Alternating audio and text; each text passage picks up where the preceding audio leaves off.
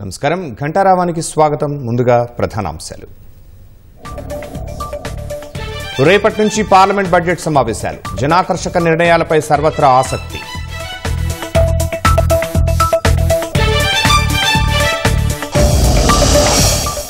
సమావేశాలకు సహకరించాలని విపక్షాలకు కేంద్రం విజ్ఞప్తి. డిప్యూటీ స్పీకర్ పదవి ఇవ్వాలని కాంగ్రెస్ డిమాండ్.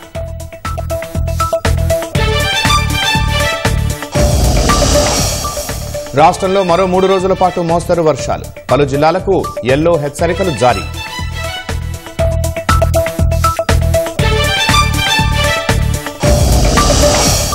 కృష్ణా గోదావరికి పోటెత్తుతున్న వరద. శ్రీశైలం వైపు తరలివస్తున్న ప్రవాహం.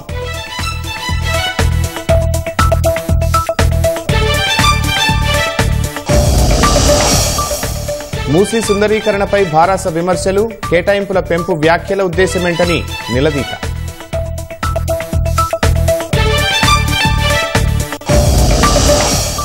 వైభవోపేతంగా ఉజ్జయిని మహంకాళి బోనాలు. అమ్మవారిని దర్శనానికి పోటెత్తిన భక్తులు.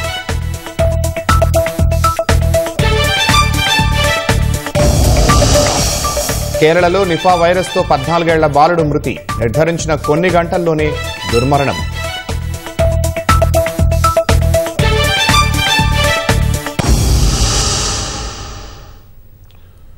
మోదీ 3.0 సర్కారులో తొలి వార్షిక బడ్జెట్ను కేంద్ర ఆర్థిక మంత్రి నిర్మలా సీతారామన్ మంగళవారం లోక్సభలో ప్రవేశపెట్టనున్నారు. గతంతో పోలిస్తే బీజేపీకి లోక్సభ స్థానాలు తగ్గడం, త్వరలో పలు రాష్ట్రాల అసెంబ్లీ ఎన్నికలు జరగనున్న వేళ ఈసారి బడ్జెట్లో భారీగా జనాకర్షక నిర్ణయాలు ఉండవచ్చనే అంచనాలు ఉన్నాయి.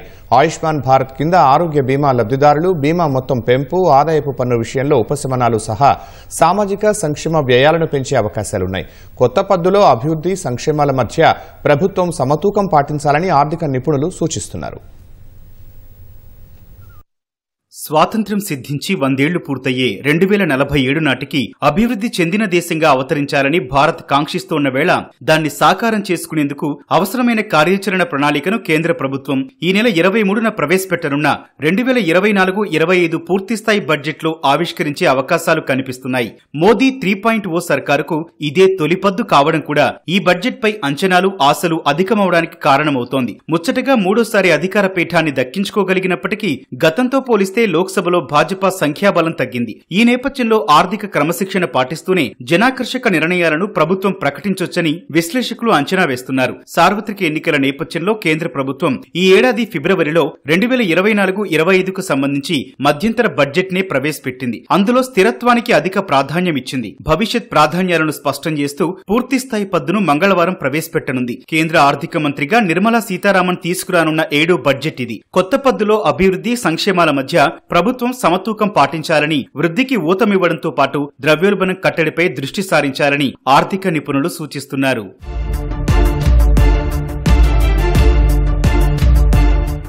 ప్రధాని మోదీ పదే ప్రస్తావిస్తోన్న వికసిత్ భారత్ 2047 విజన్ కు అనుగుణంగా మౌలిక వసతుల అభివృద్ధి, రక్షణ రంగంలో ఆధునికీకరణ, గ్రామీణాభివృద్ధి, ఆరోగ్య సేవలు తదితర రంగాలపై కేంద్రం ఈ పద్దులో ప్రధానంగా దృష్టి సారించే అవకాశాలున్నాయి. మధ్యంతర పద్దులో మౌలిక వసతుల కల్పనకు కేంద్రం సముచిత ప్రాధాన్యం ఇచ్చింది. మూలధన పెట్టుబడుల కోసం 11.11 లక్షల కోట్ల రూపాయలు కేటాయించింది. అంతకుముందు బడ్జెట్ తో పోలిస్తే అది ఏకంగా 11% అధికం. పూర్తిస్థాయి బడ్జెట్లోనూ మౌలిక వసతుల కల్పనకు పెద్దపీట వేయడం దాదాపు ఖాయమే. ముఖ్యంగా రహదారులు, రైల్వే, గృహ నిర్మాణ రంగాలకు కేటాయింపులు పెరగొచ్చు. ప్రధాన పంటలకు కనీస మద్దతు ధరలు పెరగాలని రైతులు ఆశిస్తున్నారు. పీఎం కిసాన్ సమ్మాన్ నిధి కింద అందించే నగదు సాయం పెంపుపైన అన్నదాతలు ఆశలు పెట్టుకున్నారు. దేశీయంగా ఉత్పత్తి రంగాన్ని మరింత ప్రోత్సహించేందుకు కేంద్రం కీలక నిర్ణయాలు ప్రకటించొచ్చు.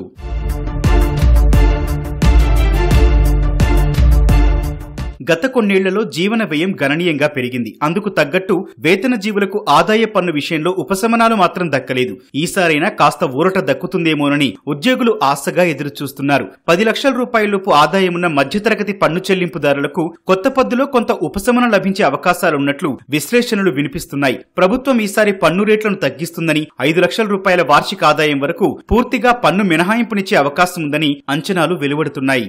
ప్రజలకు మరింత చేరువయ్యేందుకు మోదీ సర్కారు సామాజిక సంక్షేమ వ్యయాలను పెంచే అవకాశాలున్నాయి. ముఖ్యంగా గ్రామీణ రంగ పథకాలపై వ్యయం పెంచొచ్చు, ఇళ్ల నిర్మాణాలకు చేయూతనందించొచ్చు, గ్రామాల్లో రోడ్ల నిర్మాణం, ఉద్యోగాల కల్పనపై దృష్టి సారించొచ్చు. ప్రజారోగ్య బీమా కార్యక్రమాన్ని మరింత విస్తరించేందుకు ఆస్కారం ఉంది. ఎన్నికల్లో ఇచ్చిన హామీలు నిలబెట్టుకుంటూ 70 ఏళ్లు దాటిన వృద్ధులందరూ ఆయుష్మాన్ భారత్ కిందకొస్తారని పార్లమెంటు ఉభయ సభలను ఉద్దేశించి చేసిన ప్రసంగంలో రాష్ట్రపతి ద్రౌపది ముర్ము ప్రకటించారు. ఆయుష్మాన్ భారత్ కింద బీమా కవరేజీని 5 లక్షల నుంచి 10 లక్షలకు పెంచే అవకాశాలున్నాయి. దేశ జనాభాలో 30% మందికి ఆరోగ్య బీమా లేదని ఇటీవల ఓ నివేదిక వెల్లడించింది. ఈ నేపథ్యంలో ఆయుష్మాన్ భారత్ పథకంలో లబ్ధిదారుల సంఖ్యను కూడా భారీగా పెంచే విధంగా ఈ బడ్జెట్లో కేంద్రం కీలక ప్రకటన చేసే అవకాశం ఉంది. మహిళల ఆర్థిక సాధికారత కోసం కొత్త పథకాలను ఈ బడ్జెట్లో ప్రకటించొచ్చు.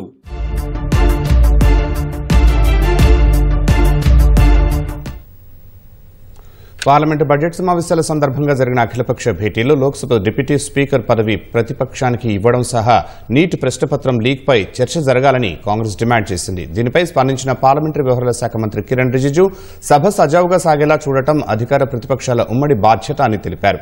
నిబంధనల మేరకు ఏ అంశంపై అయినా చర్చకు ప్రభుత్వం సిద్ధంగా ఉందన్నారు. ప్రతిపక్ష పార్టీల నేతలు చేసిన సూచనలపై బీఏసీలో నిర్ణయం తీసుకోనున్నట్లు కేంద్ర మంత్రి రిజిజు అఖిలపక్ష సమావేశం తర్వాత తెలిపారు. పార్లమెంటు బడ్జెట్ సమావేశాలు సోమవారం నుంచి ప్రారంభం కానున్న నేపథ్యంలో కేంద్ర ప్రభుత్వం ఇవాళ అఖిలపక్ష సమావేశం నిర్వహించింది. రక్షణ శాఖ మంత్రి, లోక్సభలో బీజేపీ ఉపనేత రాజ్నాథ్ సింగ్ అధ్యక్షతన పార్లమెంటు ఎనెక్స్ భవనంలో ఈ భేటీ జరిగింది. 44 పార్టీలకు చెందిన 55 మంది నేతలు ఈ సమావేశంలో పాల్గొన్నారు. బీజేపీ తరపున ఆ పార్టీ అధ్యక్షుడు జేపీ నడ్డా, కాంగ్రెస్ నేతలు గౌరవ్ గొగోయ్, జైరాం రమేష్, కె సురేష్, ఎంఐఎంకు చెందిన అసదుద్దీన్ ఓవైసీ, ఆర్జేడీ ఎంపీ అభయ్ కుష్వా, జేడీయూ నాయకుడు సంజయ్ ఝా, ఆప్ ఎంపీ సంజయ్ సింగ్, ఎస్పీ నాయకుడు రామ్ గోపాల్ యాదవ్, ఎల్జేపీకి చెందిన చిరాగ్ పాస్వాన్, ఎన్సీపీ ఎంపీ ప్రఫుల్ పటేల్ తదితరులు అఖిలపక్ష భేటీకి హాజరయ్యారు. గత పార్లమెంటు సమావేశాల సందర్భంగా ప్రధాని మోదీ ప్రసంగిస్తుండగా ప్రతిపక్షాలు ఆందోళన చేసిన విషయాన్ని ప్రస్తావించిన రాజ్నాథ్ సింగ్ ఈసారి అలాంటి పరిస్థితులు పునరావృతం కాకూడదని విపక్ష నేతలను కోరారు. పార్లమెంటు బడ్జెట్ సమావేశాలు సజావుగా సాగేందుకు సహకరించాలని పార్లమెంటు వ్యవహారాల శాఖ మంత్రి కిరణ్ రిజిజు ప్రతిపక్ష నేతలకు విజ్ఞప్తి చేశారు. ఈ సందర్భంగా లోక్సభలో ఉపసభాపతి పదవి ప్రతిపక్షానికి కేటాయించాలని కోరిన Congress party NEET UG paper సహా ప్రశ్నాపత్రాల లీక్ అంశంపై చర్చ జరగాలని ప్రభుత్వాన్ని కోరింది. కన్వర్ యాత్ర సాగే మార్గంలో దుకాణాల బోర్డులపై యజమానుల పేర్లు రాయాలన్న ఉత్తరప్రదేశ్ సర్కారు వివాదాస్పద నిర్ణయాన్ని ఎస్పీ ఎంపీ రామ్ గోపాల్ యాదవ్ అఖిలపక్ష భేటీలో ప్రస్తావించారు. అఖిలపక్ష సమావేశంలో అనేక అంశాలపై చర్చించినట్లు తెలిపిన పార్లమెంటరీ వ్యవహారాల శాఖ మంత్రి కిరణ్ రిజిజు వివిధ పార్టీల నేతలు చేసిన సూచనలు, సలహాలను తగిన వేదికలపై ప్రభుత్వం చర్చించి నిర్ణయం తీసుకుంటుందని తెలిపారు. हमने डिटेल में सारा पॉलिटिकल पार्टी के फ्लोर लीडर से उनका मत को लिया, सुझाव को लिया कि हम मिलके बजट सेशन को अच्छी तरह से हम चलाएंगे. पार्लियामेंट को सुचारू रूप से चलाना ये सरकार में जो है उनका भी जिम्मेदारी है और विपक्ष में जो सदस्य है उनका भी जिम्मेदारी है. और सबका मेंबर्स का बहुत सारा विषय इन्होंने सजेशन किया है. हम उसका सेंस को समझते हुए राज्यसभा में आदरणीय चेयरमैन और लोकसभा में आदरणीय स्पीकर दोनों से चर्चा करके बिजनेस एडवाइजरी कमेटी के बैठक में हम इसको आगे कैसे ले जाना है चर्चा करेंगे. ఈ నెల 22వ తేదీ నుంచి ఆగస్టు 12 వరకు పార్లమెంటు బడ్జెట్ సమావేశాలు జరగనుండగా ఈ నెల 23న ఆర్థిక శాఖ మంత్రి నిర్మలా సీతారామన్ 2024-25 సంవత్సరానికి పూర్తిస్థాయి బడ్జెట్ సమర్పించనున్నారు. పార్లమెంటు సమావేశాల మొదటి రోజే ఆర్థిక మంత్రి నిర్మలా సీతారామన్ ఆర్థిక సర్వేను సభ ముందుంచనున్నారు.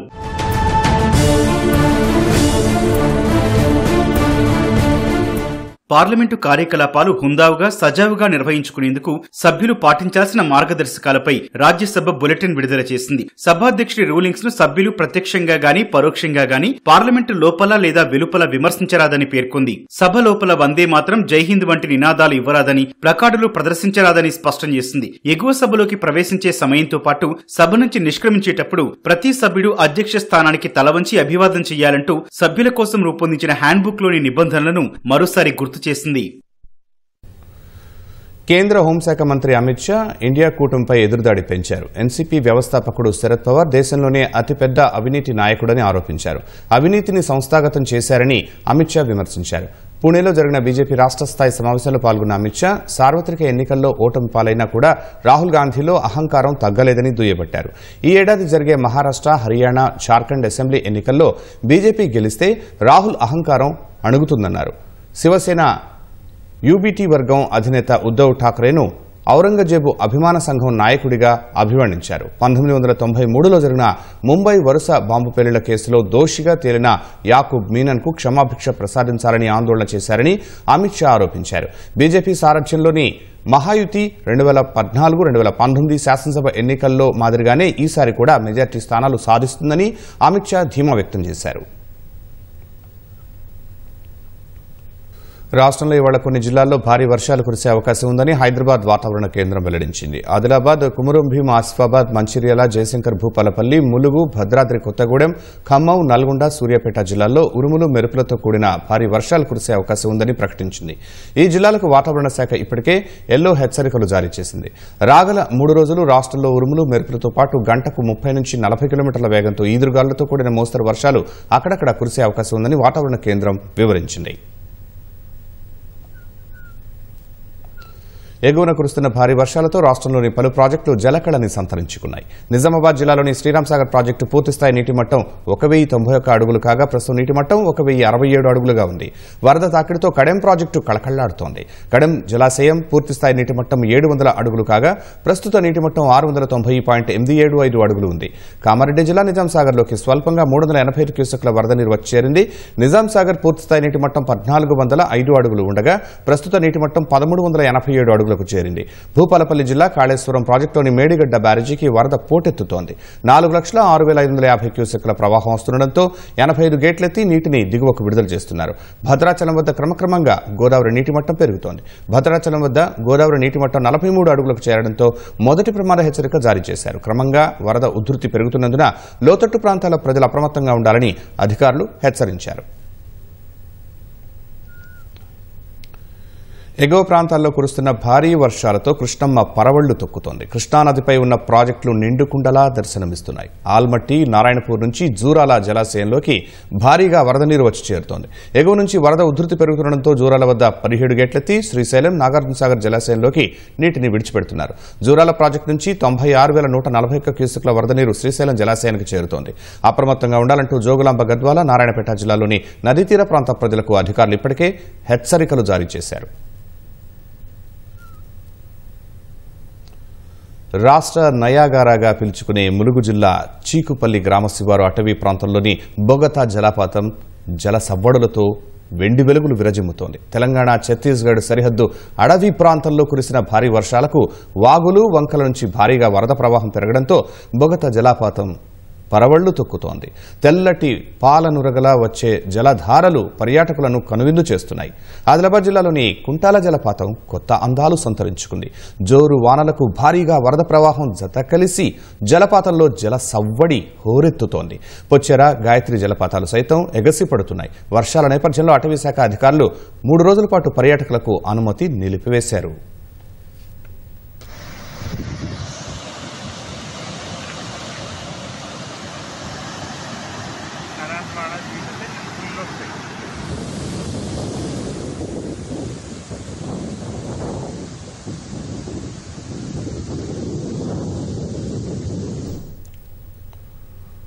₹1,50,000 కోట్ల మూసీ అభివృద్ధికి చర్యలు చేపడతామంటూ సీఎం రేవంత్ రెడ్డి చేసిన ప్రకటనపై బీఆర్ఎస్ కార్యనిర్వాహక అధ్యక్షుడు కేటీఆర్ విమర్శలు సంధించారు. తొలుత 50,000 కోట్లు, తర్వాత 70,000 కోట్లు ఖర్చు చేస్తామని చెప్పి ఇప్పుడు ₹1,50,000 కోట్లు అని చెప్పడం వెనుక ఉద్దేశ్యమేంటని సామాజిక మాధ్యమం ఎక్స్లో కేటీఆర్ ప్రశ్నించారు. రైతుల తలరాతను మార్చిన కాళేశ్వరం ప్రాజెక్టుకు 80,000 కోట్లు ఖర్చు పెడితేనే గల్లీ నుంచి ఢిల్లీ వరకు గగ్గోలు పెట్టిన కాంగ్రెస్ ఇప్పుడు మూసీ సుందరీకరణకే ₹1,50,000 కోట్లు ఎందుకు ఖర్చు చేస్తోందన్నారు. ఆ ప్రాజెక్టుతో ఎంతమంది రైతులకు లబ్ధి చేకూరుతుంది, ఎన్ని ఎకరాలకు సాగునీరు ఇస్తారని కేటీఆర్ ప్రశ్నించారు. ఎంతో మంది రైతులకు మేలు చేసే పాలమూరు రంగారెడ్డి ప్రాజెక్టు కంటే మూసీ ప్రాజెక్టుపైనే సీఎంకు ఎందుకంత మక్కువని కేటీఆర్ నిలదీశారు. లండన్లోని థేమ్స్ నది తరహాలో మారుస్తామనే వ్యూహం వెనుక థీమ్ ఏంటి, గేమ్ ప్లాన్ ఏంటి చెప్పాలని కేటీఆర్ ప్రశ్నించారు.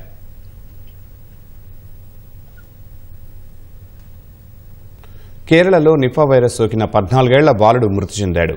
ఓ ప్రైవేట్ ఆసుపత్రిలో చికిత్స పొందుతూ ఆ బాలుడు మరణించినట్లు కేరళ వైద్యారోగ్య శాఖ మంత్రి వీణా జార్జ్ వెల్లడించారు. ఆ బాలుడికి నిపా వైరస్ సోకినట్లు నిర్ధారించిన కొన్ని గంటల వ్యవధిలోనే మరణించడం ఆందోళన కలిగిస్తోంది. మళప్పురం జిల్లాలో పండిక్కడ్కు చెందిన 14 ఏళ్ల బాలుడికి నిఫా వైరస్ సోకినట్లు వీణా జార్జ్ శనివారమే వెల్లడించారు. పూణేలోని నేషనల్ ఇన్స్టిట్యూట్ ఆఫ్ వైరాలజీ ఈ విషయాన్ని నిర్ధారించిందని తెలిపారు. ఓ ప్రైవేట్ ఆసుపత్రిలో వెంటిలేటర్పై ఆ బాలుడు చికిత్స పొందుతున్నట్లు పేర్కొన్నారు. బాధితుడిని కోజికోడ్లోని ప్రభుత్వ వైద్య కళాశాలకు తరలించనున్నట్లు తెలిపారు. అతడికి ఎవరెవరూ దగ్గరగా వచ్చారన్నది ఆరా తీస్తున్నట్లు వివరించారు.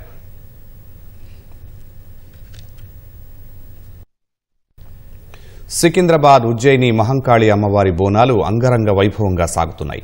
ముఖ్యమంత్రి రేవంత్ రెడ్డి, పలువురు మంత్రులు, కేంద్ర మంత్రి కిషన్ రెడ్డి సహా ప్రజాప్రతినిధులు బోనాలు సమర్పించారు. జంట నగరాల నుంచే కాకుండా రాష్ట్ర వ్యాప్తంగా పెద్ద సంఖ్యలో భక్తులు అమ్మవారికి బోనాలు సమర్పించేందుకు తరలివచ్చారు.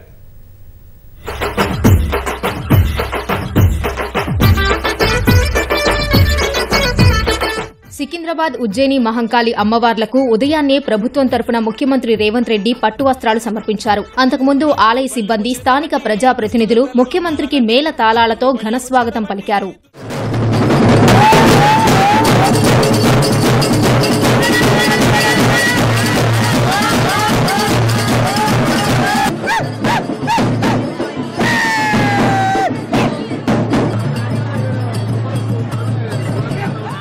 ఉదయాన్నే మొదటి బోనాన్ని మంత్రి పొన్నం ప్రభాకర్ సమర్పించారు. అనంతరం భక్తుల బోనాలకు అనుమతించారు. అమ్మవార్లకు బోనాలు సమర్పించేందుకు రాష్ట్ర వ్యాప్తంగా తరలివచ్చిన భక్తులకు నగరవాసులు సహకరించాలని మంత్రి విజ్ఞప్తి చేశారు. మొదటిసారి ఉజ్జయిని అమ్మవారిని దర్శించుకున్నానని మరో మంత్రి సీతక్క పేర్కొన్నారు. అందరికీ శుభాలు జరగాలని అమ్మవార్లను కోరుకున్నానని ఆమె తెలిపారు.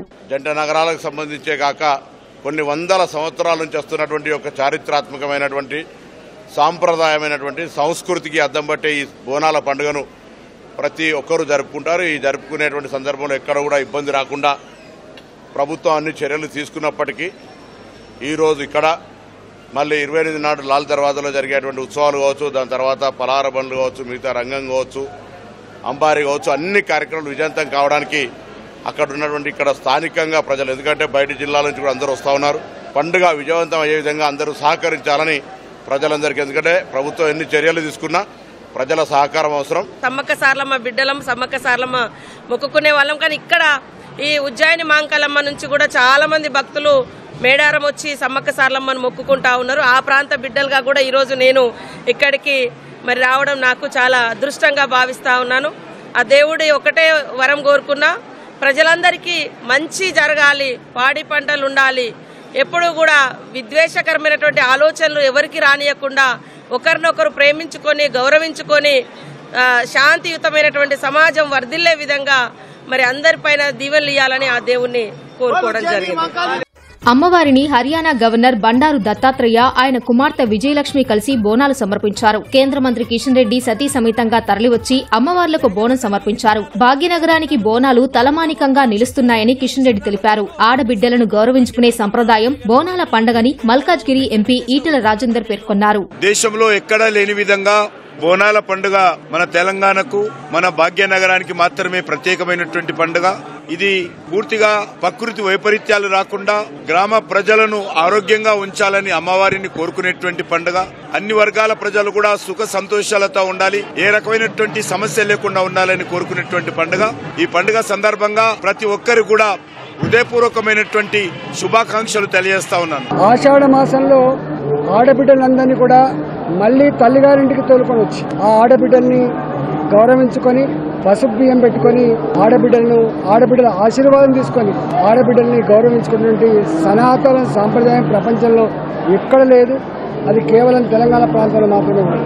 బతుకమ్మను ఆడుకున్న లక్ష్మీ దేవతలాగా ఆ పండుగలో కూడా మళ్లీ శ్రీని పూజించుకుంటాం. దసరా పండుగ జరుపుకున్న సామూహికంగానే తెలంగాణ రాష్ట్రంలో ప్రజలందరూ చల్లగా ఉండాలని, మంచి వర్షాలు పడి పాడి పంటలతో తోచుగాలని, ఈ రాష్ట్రం పురోగమించాలని, ఏ బాధలు లేకుండా ఏ రోగాల బారిన పడకుండా ప్రజలందరినీ కూడా చల్లగా దీవించమని చెప్పి అమ్మవారికి మొక్కులు చెల్లించడం జరిగింది. బీఆర్ఎస్ ఎమ్మెల్యే మల్లారెడ్డి ఉజ్జయిని మహంకాళి అమ్మవార్లను దర్శించుకుని పూజలు చేశారు. ఏది ఏమైనా మన మహంకాళమ్మ తల్లి మనం ప్రతిసారి కూడా మొక్కుతాం. ఎప్పుడు మొక్కినా మన కోరికలన్నీ కూడా పూర్తిగా చేసే తల్లి మహంకాళమ్మ తల్లి. కాబట్టి మంచిగా ఈసారి కూడా వర్షాలు పడాలి, మంచిగా పంటలు పండాలి, అందరు కూడా ఆరోగ్యంగా ఉండాలి. మనం అందరం కూడా మన పిల్లలు కానీ అందరం కూడా బాగా చదువుకొని మన పిల్లలందరూ కూడా మంచిగా ధనవంతులు కావాలని ఆ తల్లిని కోరుకున్నా. మహంకాళి అమ్మవారికి సీఎస్ శాంతికుమారి బోనాలు సమర్పించారు. జీహెచ్ఎంసీ కమిషనర్ ఆమ్రపాలి అమ్మవారిని దర్శించుకున్నారు. వేలాదిగా మహిళలు ఉదయం నుంచే అమ్మవార్లకు బోనాలు సమర్పిస్తూ భక్తి పారవస్యంలో మునిగి తేలారు. పోతురాజుల విన్యాసాలు ఆకట్టుకున్నాయి. ఆమె జాతర వచ్చిందంటే మళ్ళీ మేము ఎక్కడ వెళ్ళలేము. ఇది జాతర ఉంటే ఎక్కడ వెళ్ళొద్దని మా నానమ్మ చెప్తుండే. అన్నించి ఇక్కడే పోకపోతాం, ఇక్కడే ఉంటుండే. అందరం మా ఫ్యామిలీ అంతా వస్తాం. అందరం మా అక్క చెల్లెలు అన్నదమ్ముళ్ళు అందరం కలిసి మా నాన్న సేవ చేస్తుండే. ఇంకా మా నాన్న లెక్కనే ఫాలో అవుతున్నాం. దాంట్లో పసుపు కుంకుమ చుట్టూ పెట్టేసి మధ్యలో పచ్చి అన్నము, కొయ్యగూర, పోలేలు, పెరుగు, పచ్చి పులుసు అవన్నీ పెట్టి పైన దీపం పెట్టేసి అమ్మవారికి తీసుకొస్తాం. కళ్ళు సాక ఇవన్నీ పెడతాం. ఎందుకు అంటే ఒకప్పుడు కలరా వ్యాధులు అలాంటివన్నీ వచ్చేటి కదా, అందుకని ప్రతి సంవత్సరం అంటే ఎప్పటి నుంచో పూర్వం నుంచి అలా వస్తూ ఉందన్నమాట. ఇలా బోనాలు అమ్మవారికి అలా చేస్తుంటే పిల్లలకి ఏ వ్యాధి రాకుండా ఉంటుంది, చల్లంగా చూస్తే తల్లి అని ప్రతి సంవత్సరం ఇలా బోనాలు చేస్తుంది. భక్తులకు అసౌకర్యం కలగకుండా అధికారులు ఏర్పాట్లు చేశారు. 1500 మంది పోలీసులతో బందోబస్తు నిర్వహించారు.